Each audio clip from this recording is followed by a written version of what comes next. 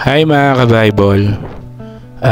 Saturday today at meron akong Bible verse na gustong i-share sa inyo ngayong araw.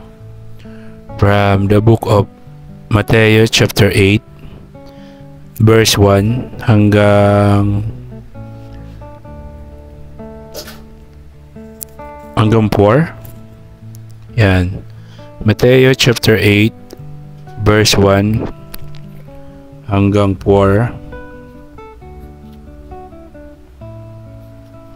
So, ito yung mabasa natin. In Matthew chapter 8, verse 1 hanggang 4. So, ito yung mabasa natin. Pinagaling ni Jesus ang isang kitongin. Nang makababa si Jesus mula sa bundok, sinundan siya ng napakaraming tao. Lumapit sa kanya ang isang taong may ketong, lumuhod sa harapan niya at sinabi, Panginoon, kung nais po ninyo, ako'y inyong mapapagaling at magagawang malinis. Hinawakan siya ni Jesus at sinabi, Oo, nais kong gumaling ka at maging malinis. At gumaling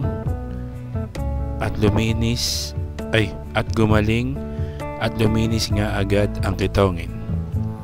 Pagkatapos sinabi sa kanya ni Jesus, Huwag mong sabihin ito kanino man. Sa halip pumunta ka at magpasuri sa pari.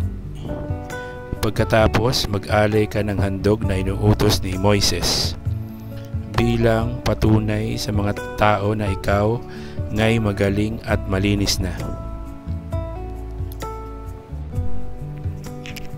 So, yun po yung mensahe sa atin ngayong araw ng Matthew chapter 8 verse 1 hanggang 4. So, keep safe, God bless, always remember, Jesus loves you. Bye-bye. Hi mga ka-Bible.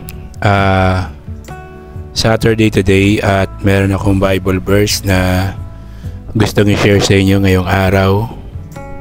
From the book of Roma chapter 12 verse 12 hanggang 13.